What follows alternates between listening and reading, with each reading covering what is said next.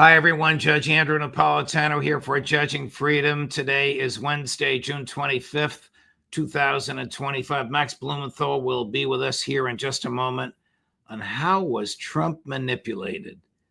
But first, this. While the markets are giving us whiplash, have you seen the price of gold? It's soaring. In the past 12 months, gold has risen to more than $3,000 an ounce. I'm so glad I bought my gold. It's not too late for you to buy yours. The same experts that predicted gold at $3,200 an ounce now predict gold at $4,500 or more in the next year. What's driving the price higher? Paper currencies. All around the world, they are falling in value.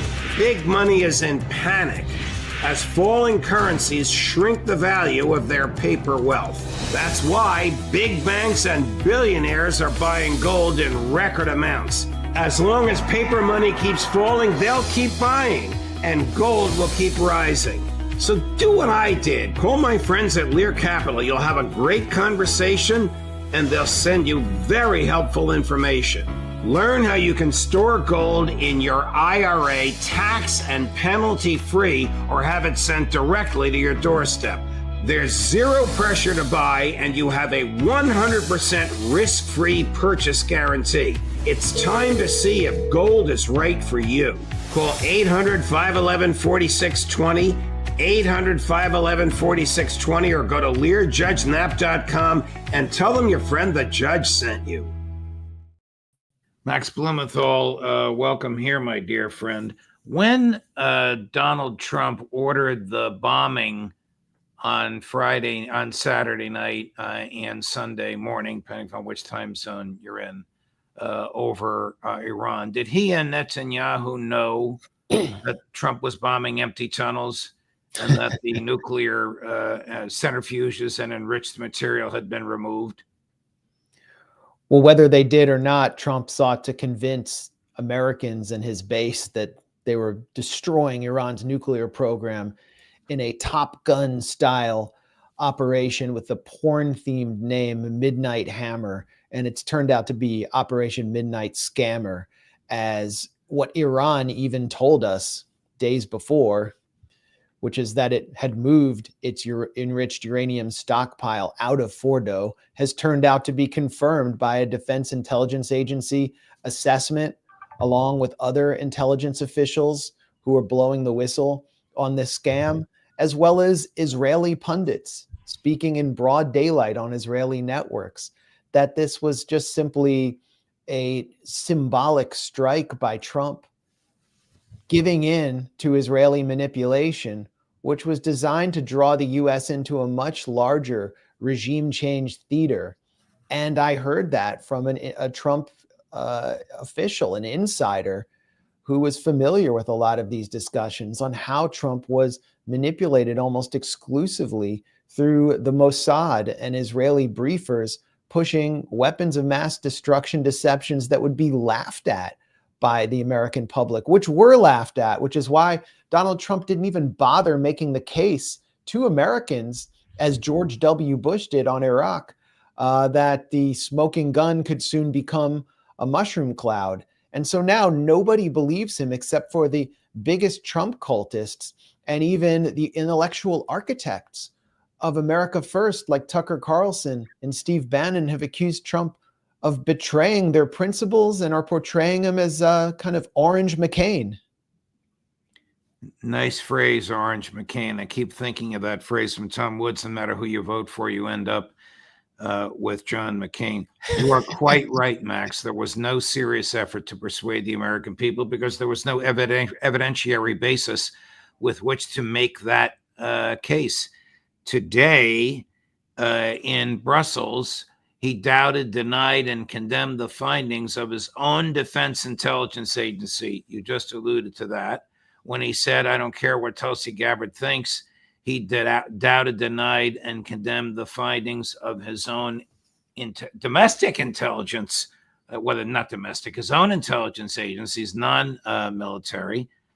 Who does he talk to? Is it Netanyahu himself, or are there actually Mossad briefers in the Oval Office? There were actually Mossad briefers in the Oval Office, in the Oh, briefing room. This is public. It was well known, but not very, didn't receive enough focus, that Mossad director David Barnea and Ron Dermer, whose father was the mayor of Miami Beach and is basically an American Israel lobbyist who went to work for Netanyahu, had been, quote unquote, briefing the president and pushing him. And they nearly pushed him to do some version of this strike back in April. That's when Mike Waltz was fired for secretly coordinating with Netanyahu. So this is well known. But what I got from a Trump official was that they were telling Trump that Iran had not only had like a nuclear stockpile that could become a nuclear weapon in a matter of weeks, but that within 1 week, it would provide a nuclear warhead to the Yemeni Houthis, which is just absolutely laughable. The Trump official described the briefers as completely tactless, hyper aggressive, fear mongering. And the person that it worked on best was someone who is the Israel lobby, which is basically an arm of Israeli intelligence in the United States, AIPAC had cultivated since the beginning of his career. In April at the Gray Zone, and I think we discussed this here, I produced exclusive audio from an off-the-record private AIPAC congressional briefing in which AIPAC's new CEO, Elliot Brandt, described how his organization had groomed John Ratcliffe since he was a congressman coming out of Dallas, the Dallas area. Who is John Ratcliffe? He has no background in intelligence, no background in the military, was a small town lawyer who became mayor of a town of 7,000 outside Dallas called Heath. Then got elected to Congress, became funded by AIPAC with Israel lobby money, and then emerges as one of Donald Trump's most loyal defenders. Donald Trump nominates him for director of national intelligence simply because he wants a loyalist there, doesn't care about his background or that he was just a backbencher nobody. And John Ratcliffe's nomination initially fails because he lied about taking a lead role on one of the most politicized terrorism cases in American history against the Holy Land Foundation, a case which was managed by Israel's Mossad to the point where the Mossad actually sent one of its agents into the courtroom. The courtroom had to be cleared, and these Palestinian American defendants were subjected to dodgy dossiers claiming that they were at the nexus of a Hamas funding terrorist network, and they were all given life sentences. Completely phony trial. But Ratcliffe lied about being in that case. He eventually made it to DNI a year later. Then when Trump won again, he was appointed CIA director. And John Ratcliffe has since become the key channel for Mossad director David Barnea in delivering Donald Trump phony Israeli intelligence briefings, claiming that Iran's nuclear stockpile was going to turn into a weapon in a week, and that Trump could immediately eliminate it with this Top Gun style strike. So John Ratcliffe was referred to me by this Trump official as Mossad's stenographer. And now look at what Donald Trump is about to do. Now that his whole case has collapsed about blowing up the Fordo bunker, he is going to release more Israeli intelligence to counter his own U.S. intelligence officials in the Pentagon. That's what Donald Trump is going to do to save his hide. Wow. I don't want to get too deep into the politics, but Congressman Ro Khanna, a progressive Democrat who's hooked up with Congressman Thomas Massie, a libertarian Republican, arguing that what Trump did was unconstitutional, did appear on air and ticked off, mentioned, I don't mean he aggravated, he mentioned one by one the MAGA people that are staunchly opposed to what Trump did. You mentioned a few of them earlier. Chris, cut number 6. The tragedy in this country is that we keep entering these overseas wars. We triumphantly declare the mission is accomplished the day after, and then we're left with Americans bearing the consequences for decades. The headlines all across this country says the United States enters war with Iran. He is actually representing a lot of the people in the MAGA base, people like Steve Bannon, Tucker Carlson, Marjorie Taylor Greene, Theo Von, who has had them on, who's saying, we don't want this war. And I heard your interview with Secretary Rubio. He's saying, well, we want a peace deal. We want to make sure that Iran can enrich uranium through civil purposes. Well, we had that. We had that at the JCPOA, and there was not a single violation that the IAEA found during that time. So my question, I guess, is now you're going to force Iran to go covertly in developing this nuclear material. Now you've put American troops at risk. Now you're wasting billions of our dollars because we're sending more troops to the Middle East. What did you accomplish, and why are you oblivious to the American people who are sick of these wars? There you go. That's an excellent summary, I think, of where we stand now. But for Trump to continue to repudiate his own intel in deference to the Mossad, is this all to please Miriam Adelson and her colleagues? I think it's actually, I think this is actually to please his own base, the Trump cult, which believes that he actually carried out this brilliant maneuver that destroyed Iran's nuclear stockpile and ended the problem. And it's to get the Israelis off his back. Because if Trump can convince the world that the nuclear issue is over, that it was solved with one bombing run, and then he engineered this brilliant ceasefire, a permanent ceasefire in which all sides got to claim victory. And there was this choreographed exchange of symbolic strikes in which Iran got to save face by striking the Al Udeid base. Then Donald Trump's legacy is pure, and he's on the path towards receiving the Nobel Prize, for which he was nominated by Pakistan just 24 hours before his strike. It all was perfectly choreographed, but it's not going to go the way Trump wants, because it was all based on a lie, because the Israelis are going to violate his ceasefire again and again, as Trump complained in the Rose Garden. He said the Israelis were breaking the ceasefire, and he was disgusted that they dumped munitions over Tehran in violation of the ceasefire and forced a 12-hour extension. And he said they don't know what the F they're doing.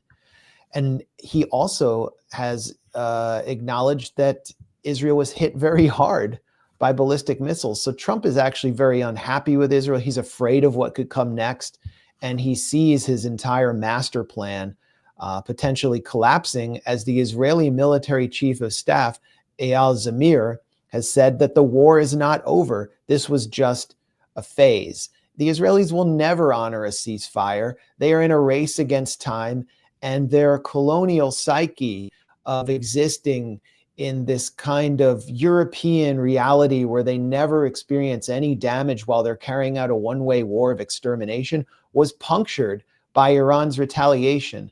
So I think with Trump's lie being exposed, with Israel feeling like it's in a race against time, and with Donald Trump's strike destroying the inspections regime, which limited Iran's nuclear enrichment, I think we're set for another phase of conflict that Trump has just unlocked with this foolish strike.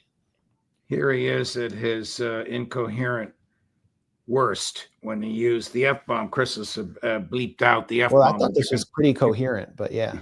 You can tell what it is. Cut number 15. Israel, as soon as we made the deal, they came out and they dropped a load of bombs, the likes of which I'd never seen before. The biggest load that we've seen. I'm not happy with Israel. You know, when I say, okay, now you have 12 hours, you don't go out in the first hour and just drop everything you have on them. So I'm not happy with them. I'm not happy with Iran either. But I'm really unhappy if Israel's going out this morning because of one rocket that didn't land, that was shot, perhaps by mistake, that didn't land. I'm not happy about that. We basically have two countries that have been fighting so long and so hard that they don't know what the f they're doing. Do you understand that? Did Netanyahu cry uncle? Did he recognize the devastation that the Iranians had caused and how he and Mossad and the IDF had underestimated? Some of them have said this publicly. I think Ben Gavir may have. How they underestimated the strength of Iran. Did they call up Trump and say, you got to get us out of this mess that we started? Well, first of all, on Trump's comments, that's the most daylight I've ever seen between the US and Israel after Trump does what Israel wants. You know, Bill Clinton privately complained. Every president has hated Benjamin Netanyahu. Bill Clinton privately stormed out of a meeting with him and said, you know, who's the effing superpower here? Right. Donald Trump's saying it openly. He's like, we're the superpower. What is this small little foreign country doing trying to interrupt my diplomacy? And Steve Bannon is saying, assume when he says things critical of Netanyahu or Israel that it's a stunt. It's a deception.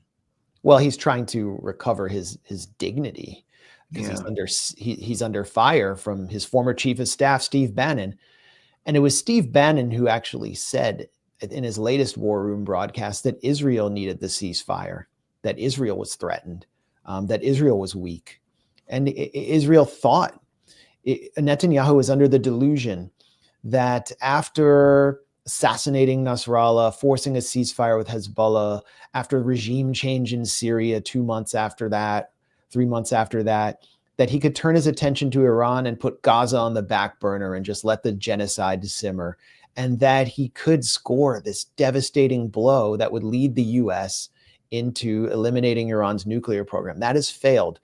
In the first day of Israel's assault on Iran, Friday the 13th, it looked like Iran was completely unprepared, that they were stunned, and that they would not even be able to respond. Hours later, over 100 ballistic missiles descended on Israel and penetrated the Iron Dome, the Arrow, the multi-billion-dollar THAAD system, and U.S. destroyers were trying to knock down ballistic missiles. They couldn't do it. And with that, Israel's colonial psyche was penetrated. And this continued day after day, Israelis experiencing some version of what Gaza had been experiencing for the first time.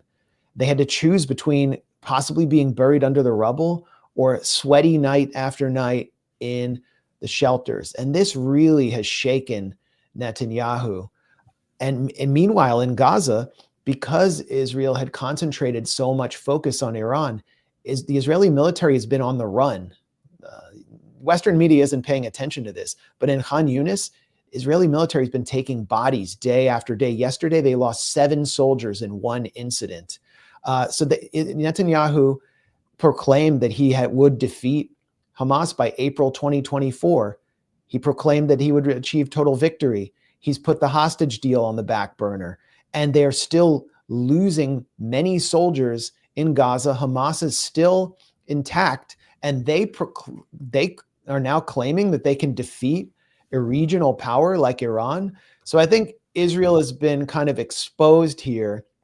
And it all goes back to the theory that Hassan Nasrallah introduced after Hezbollah kicked the Israeli occupation army out of southern Lebanon in 2000, which is the spiderweb theory, which holds that because of the colonial nature of Jewish Israeli society, if it faces enough military pressure for enough time, that society will begin putting pressure on their military intelligence elite and their leadership to make serious political concessions. And so Israel is doing everything possible militarily to avoid the core political concessions that will be necessary to secure its survival. And one of those things that it thinks it can do is to continue to manipulate the US into saving and protecting it. But the American public has less appetite than ever, whether it's what we saw from Rouhana and Thomas Massie teaming up on the War Powers Resolution, what we see from the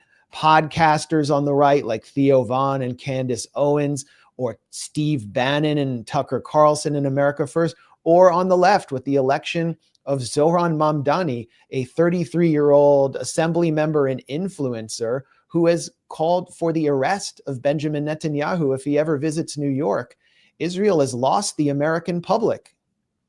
Wow.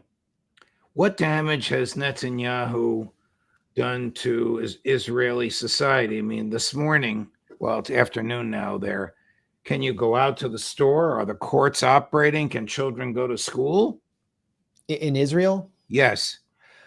Israel's society, Jewish Israeli society, was semi-functional from what I understood from people I know there throughout the war, and it would sort of shut down around 6 p.m. Restaurants would stop delivering. People would go to their safe rooms in their house or their bunkers. Now it's open again. What we don't see in Israel is victory celebrations. There is no great victory. Jewish Israelis have been at war for over 20 months now. They're increasingly exhausted. The reservist corps is depleted. Israel's economy is suffering. It would cost over $300 million a night to maintain this war, to keep up the air defenses, the interceptors, which were being depleted. And Israel's due for another credit downgrade. A major tech hub or tech center in Beersheba was struck. The Microsoft offices were hit by a ballistic missile. And this tech sector relies so much on foreign direct investment. And foreign direct investment relies on Israel's air defenses to maintain a stable environment. So we're going to see a weakening of Israel's middle class. And I was reading an article in an Israeli economic publication, Calculist, which said that some of the major Israeli innovations to come are better bomb shelters for the population, along with better surveillance tech. So that's not a place that I think a lot of people want to live, especially Jews in the so-called diaspora aren't going to want to move there. So the future looks increasingly dystopian and dark for Israeli society. And again, their military leadership has said that there is no ceasefire and that they will seek to reignite this war. What does that mean for people living in Israel who have basically become fodder for Netanyahu's total victory? The future is not bright. As Theodore Herzl said, but from a completely different angle, it is no dream. What damage did Netanyahu do to himself by starting this war, never expecting the retaliation that he induced? We're going to see a political upheaval in Israel after Netanyahu leaves the scene. And I think it will lead to another spiderweb-like situation, but more intense, but one that resembled what we saw before October 7th in Israel, where Netanyahu was facing this full-on kind of almost civil war over judicial reform. And it became sort of a war between the right-wing Messianist camp and the Likud camp that supported Netanyahu and the enlightened public, what was left of the center and center left and the Ashkenazi elite. And you had reservists refusing to show up for duty, including Air Force reservists, which was a significant role in weakening Israel and opening the door for an operation like Al-Aqsa Flood on October 7th. Israel was at a very weak point by October 7th, but the shock and casualties of October 7th brought Jewish Israelis from all different sectors to rally around the flag momentarily. That's all gone now. Netanyahu doesn't have any of that goodwill left, and Israel is set for a major political upheaval as soon as Netanyahu's coalition cracks. But what Netanyahu has failed to do is achieve the greatest objective of his life, which is to bring about regime change in Iran. And this is something we haven't talked about because we focus mostly on the nuclear issue.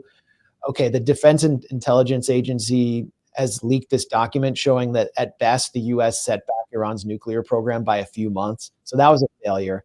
But what Israel has done by initiating this war and killing over 600 Iranians, mostly civilians, is set back the regime change plan, possibly decades. There has been a huge rally around the flag effect in Iran. Everyone I met while I was in Iran is now telling me that people who have deep grievances with the government supported the war, were out in the streets chanting for the war. And Iranians have come together. They feel like it's another revolutionary moment. The hybrid weapons of Western and Israeli regime change channels like Iran International, BBC, Persia, the Western media are totally discredited inside Iran right now. And so Netanyahu has achieved that. And then finally, in the US, Netanyahu has achieved the disdain of a part of the American public that he always counted on as the most reliable part of his base, which is Republicans. According to a new CNN poll, only 20% of Republicans under the age of 45 were enthusiastic about Trump's strike. And, Wow. look at what their influencers are saying. They're just disgusted with the whole thing. So politically and psychologically, Iran has won this round, and Israel, it's a self-inflicted blow by Israel. Chris has just captured from about 30 minutes ago President Trump and Secretary Hegseth becoming irritated and defensive during the president's presser in Brussels. And I can't wait to see it, so we're going to watch it together. Chris? If you look at the dates, it's just a few days after it happened. Sir. So they didn't see it. They said it may be very severe. Understood. Do you have a message for the intelligence community, though, in terms of unvarnished information getting to you, that it's not? I don't really have a message. I would say issue the report when you know what happened. I wouldn't say that it could be severe or maybe not. They use the word severe. It could be severe or maybe it's not.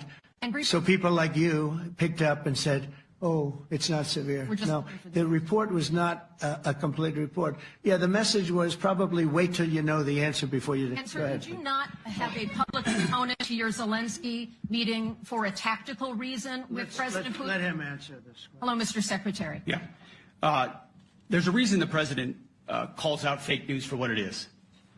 These pilots, these refuelers, these fighters, these air defenders, the skill and the courage it took to go into enemy territory flying 36 hours on behalf of the American people and the world to take out a nuclear program is beyond what anyone in this audience can fathom. And then the instinct of CNN, the instinct of the New York Times is to try to find a way to spin it for their own political reasons, to try to hurt President Trump or our country. They don't care what the troops think. They don't care what the world thinks. They want to spin it to try to make him look bad based on a leak. Of course, we've all seen plenty of leakers. And what do leakers do? They have agendas. And what do? Do they share the whole information or just the part that they want to introduce? And when they introduce that preliminary report that's deemed to be a low assessment, you know what a low assessment means? Low confidence in the data in that report. And why is there low confidence? Because all of the evidence of what was just bombed by 12 30,000-pound bombs is buried under a mountain, devastated and obliterated. So if you want to make an assessment of what happened at Fordo, you better get a big shovel and go really deep, because Iran's nuclear program is obliterated. And somebody somewhere is trying to leak something to say, oh, with low confidence, we think maybe it's moderate. Those that drop the bombs precisely in the right place know exactly what happened when that exploded. And you know who else knows? Iran. That's why they came to the table right away, because their nuclear capabilities have been set back beyond what they thought were possible because of the courage of a commander-in-chief who led our troops, despite what the fake news wants to say. But you're not disputing the report said what it said. I mean, that's a political statement. If ever I heard one, there's very little truth in what he said. Yeah. He's made a fool of himself in an international forum with an enormous audience watching.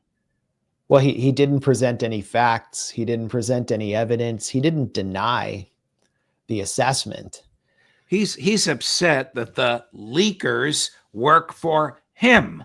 It's the Defense Intelligence Agency whose job it is to evaluate this that leaked, according to him, the absence of success because of the planning ahead of time by the Iranians. No one's saying the bombs didn't hit. No one's saying they didn't hit their target. No one's saying that this is all a fake, but there was nothing there to hit except an empty tunnel. Exactly. And it is possible, actually, to reinforce to the point where those MOPs aren't going to actually destroy what's buried beneath the ground. It is possible. But Maxar satellite imagery showed days before a long line of dump trucks pulling up to the Fordo facility. Iran openly announced that it had it removed its 60% enriched uranium stockpile.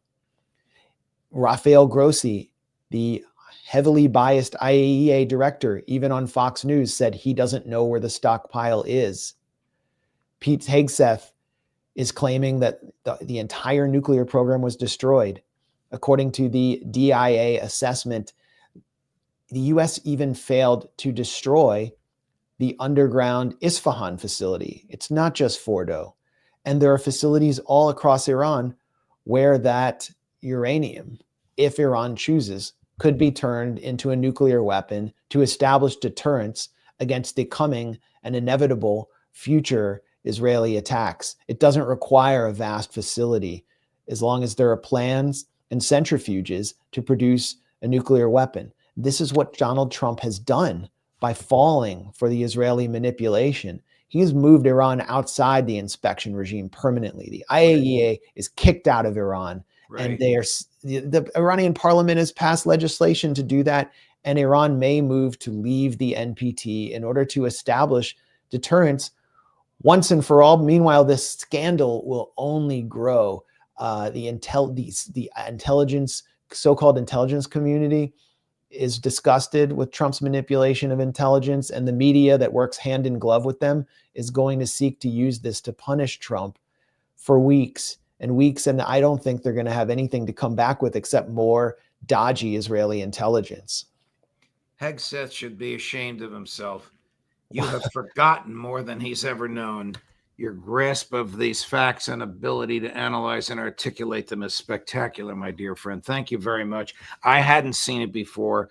Chris said it. Max will love it and is texting me while we're on because Max will devour it, and you surely did. Thank you, my friend. More great work by Chris. We'll see. Chris is unbelievable. We'll see you again next week. Thanks a lot, Judge. All the best. And coming up later today, Max was absolutely terrific. Coming up later today, very soon, at 1 o'clock, Professor Glenn Deason. At 2 o'clock, we found him, Ambassador Craig Murray. At 3 o'clock, Phil Giraldi. At 4 o'clock, Colonel Karen Kwiatkowski, Judge Napolitano for Judging Freedom.